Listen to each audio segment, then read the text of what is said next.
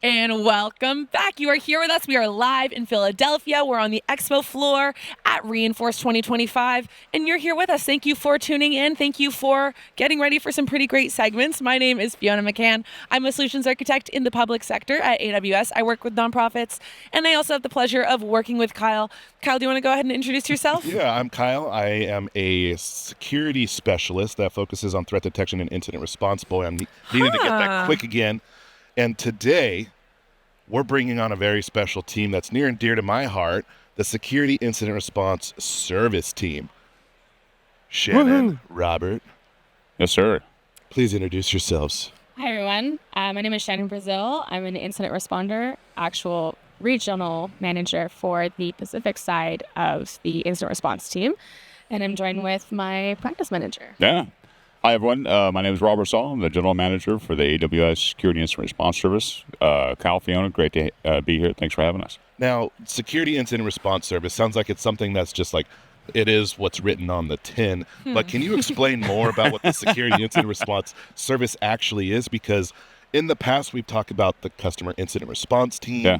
But now, as of reInvent of 2024, there's the Security Incident Response Team. Well, so there's a Security Incident Response Service. The Security Incident Response Service helps customers detect, respond, and recover from security incidents that happen on the customer side of the shared responsibility model. We do that really in three ways. There's three foundations of the service. And the really cool thing about the service is that, we had 5.5 years of learnings through the Customer Incident Response Team, right? We kept on hearing three major themes from customers. Theme number one was alert fatigue, right? They were just getting overwhelmed with the quantity of alerts. There's a great study and a great paper released by IBM in 2024 that said SOCs were investigating 50% of the alerts that they were receiving. It's not a good enough number. No, it's not at all. Yeah, right. And so what was happening, what we were hearing from customers is that they were trying to sort through all of these unimportant alerts, and they were missing the important ones. So that's the first foundation of it. The second foundation of the service is we heard for a long time from customers that they were having a hard time communicating through a security incident. Who do we call? When do we call them? Where are the playbooks? Where are the mechanisms? Where are all these things? And then the third foundation is lack of people, right? So what we did with the service is we took those three learnings and we built them all into the service. So thing number one that the service does is auto triage of alerts. So the service ingests alerts through Security Hub, either GuardDuty or third-party alerts. We're able to triage them in an automated fashion, suppress the unimportant ones after we learn the environment, through the automation and tools, investigate the important ones, and then help the customers through the end of the investigation, containment mitigation, right? That's really important. It's a foundational part of the service. Yeah, and I mean, even just in the last few months, the Security Incident Response Service Team has been doing a lot of cool things and releasing a lot of new functionality within the service. Oh, yeah. But also, let's talk about like some of the security work that the Security Incident Response Service Team has taken flight of that was just announced this week. Oh, my goodness. What an amazing week this has been. So there's been two big ones. The first one is on Saturday, we launched the Threat Technique Catalog. Ooh, we actually launched it on Thursday. Thank you. Good thing we got that right. The Threat Technique Catalog. And this is really, this is born from a lot of years of really struggling with how do we communicate about security incidents? How do we communicate them clearly and crisply to customers so that they understand what's happening, what to do, and to move forward through the investigation. So is this similar to, the name of the service itself being the thing on the tin, the catalog being, here's just a list of common threats that we're seeing, what you can expect from them? Well, I can show you. Yeah. Oh, there you go. Yeah, let's bring the screen on. Bippity boppity screen share. Screen share. Yeah. So I'm assuming we're sharing the screen. Are we? I hope it's the right screen. There we go. There it is. Okay, here we go. Yep, she got it. Okay, so everyone's familiar with the MITRE ATT&CK framework. They have specific matrix on, and enterprise or business, but they also have matrix for cloud and for on-prem. And if you go onto their matrix, you'll see something very similar to this, where they go through the entire kill chain of a threat matrix. So we're talking resource development, initial access, execution. So if you're familiar with threat intelligence, you understand the kill chain. It's a follow through of attack sequences in order to do X that you're trying to accomplish, whatever compromise that you're trying to accomplish. And I think you're going to actually be showing us how to simulate a security event, and then also show what the experience of working with a security incident response service team member is like. So excited about this demo. All right. You know what? Let's get into the demo. But first, if you know anything about Kyle, and when I do things typically go wrong. The things that I've done.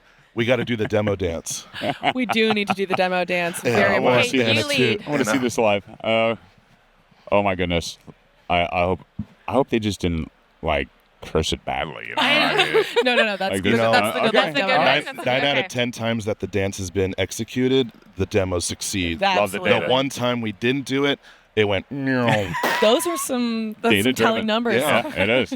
All right, so let's simulate a security event. What kind of security event are you going to be simulating today? Okay, so I already did this because it's a baking show. I did the simulation because I wanted to make sure that we created an environment that would actually trigger or invoke a guard duty finding. Okay. Right. And guard duty findings can take up to 5 minutes to come in. So I wanted to make sure that we actually had one. We're not making you wait 5 minutes. No.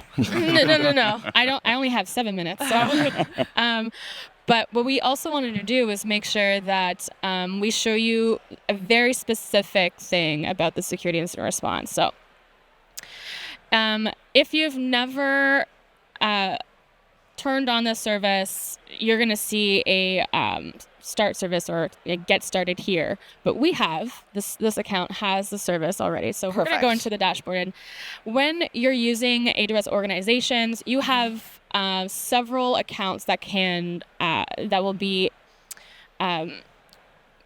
rolled up into that membership. Right. And so when you have an account that has that membership, you'll see on the dashboard an activation status as well as your membership ID, your membership account, etc. And you'll know exactly which account is supposed to have that membership and who is able to create a case. So I'm going to stop sharing my screen just for a moment. All right, let's bring it down.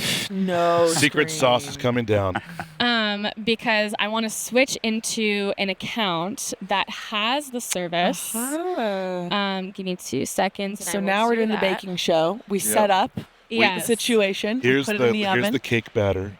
The cake is now done. Ta-da! Well, almost. Give me maybe half a second more to get to we the can right give you account. that half Yeah, second. we could give you a second. We could give you. Do you want 10. 3 seconds? How about 14? All right. Are we good to bring the screen back? Yeah, on? let's do it. Okay, Let's so this is my organization, okay? This is my management account. This is the only account that I am capable of opening up a case because that's the way the permissions that I set up for my account. Okay. And it sounds like it's configurable based on your different access requirements. Yes, absolutely. You can bring in different teams with different sorts of permissions. And Shannon, I have a quick question for you. User 9529 says, "Hello, is this podcast live or pre-recorded?" This is totally live. This is totally live. This is super User live. 9529. This is We're gonna super break live. something, I'm sure. Yeah, actually, we're going to page my team today, and I hope they're ready. So we're gonna go into cases. We did warn the EMEA watch. Right? Okay. We did. Okay, you're So good. Ready for this? So there's 2 different types of cases that you can do.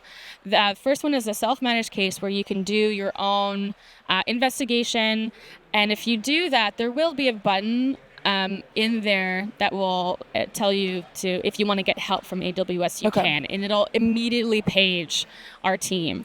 But right now, we're actually going to go in and page a team. We're going to do an active security. We're going to pre-fill this account. We'll just do this guy. Hold on. This is a random number, FYI. So, Jumbledy. oh, not as. That's why. You know what? 1 day, 6, 7, 8, 10. There you go. We'll do 1, 2, 3, 4, 5, 6, 7, 8, Adding that account ID in. Okay, perfect. Okay. And then what we're going to do is we're going to say, I have EC2 It's happened. It's happened. that were created in EU Central. Okay. I don't own these. Help. Yeah. Okay. These are optional. You can dive in a little bit more. You Okay. can add watchers, so you can add your compliance team. You can add your legal team. You can So add your security these are people team. that you'd want to keep in the loop. And These are people that, so this is the collaboration that Robert was talking about, right? So how do you collaborate as a team where you can share all this information Right. in one spot? You know? And now I know what you've done to help.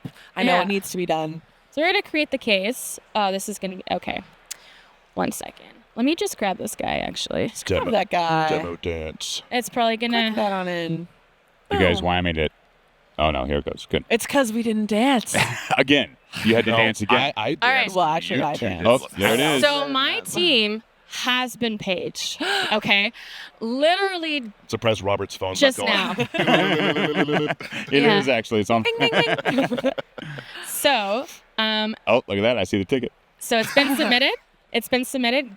He can see the ticket. Okay. We're gonna give the team technically has an SLA of 15 minutes, but they're as an incident responder on the team, we Pride will be yourselves there in within them. 2 minutes. Like, give us like 2 minutes and we will be there with you. I'll be there for you. Let's refresh, see what's happening here. It has been submitted. You can also see the status All right, of the okay. tickets right here. And that also is following the incident response life cycle on the right-hand side, too. Yes, So it does. Oh, So- yeah, look at that. Yeah, detection, analysis, containment, eradication, post-incident. Yeah, so we've got about 2 minutes left for the demo. Let's get those But you know team what? members We- responding. Acknowledge. There you go. So they've acknowledged it. So someone has been assigned the case. They will. There you go. So we already have somebody who Wow. has responded. That was that was what, a minute? That We're was really investigating fast. activity. I think that one of the key things is when we think about the mix of the technology and the people. That I mean, that's technology-led, people-powered, and that's the beautiful thing of the service that we're Yeah. able to give to customers. Right? You're always going to have that person on that back end. That if Right. at the end of the day you need a human voice, you're going to get a human voice. Yeah, and you Absolutely. also have the ability to join a Zoom call as well. So what we want to do is provide you with the ability to connect with a security incident responder immediately if you need it. So depending on, if this is something that I absolutely need to talk to somebody about, Right.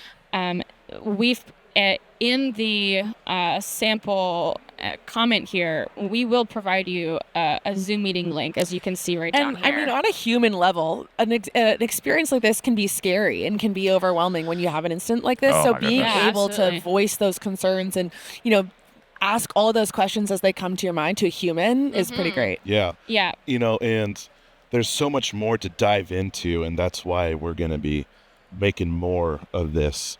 But Absolutely. if you could say Yeah. one thing, 10 seconds, what would it be about the Security Incident Response Service? We're here to help. We want to help. We're staffed. We're trained. We're ready. We're staffed, we're trained, we're ready. How's I love that. That sounds great. I mean, clear, concise. There it is. Crisp. Get to it. That's awesome. All right. Well, if you want to learn more about the Security Incident Response Service, click the links below that we're including in the chat, I'm assuming. link. You get a link. You get a link. Everyone gets a link. Everyone gets a link. Hey, stay tuned because we got some more awesome security content coming to you live at Reinforce 2025 in Philadelphia. Philadelphia. Yes.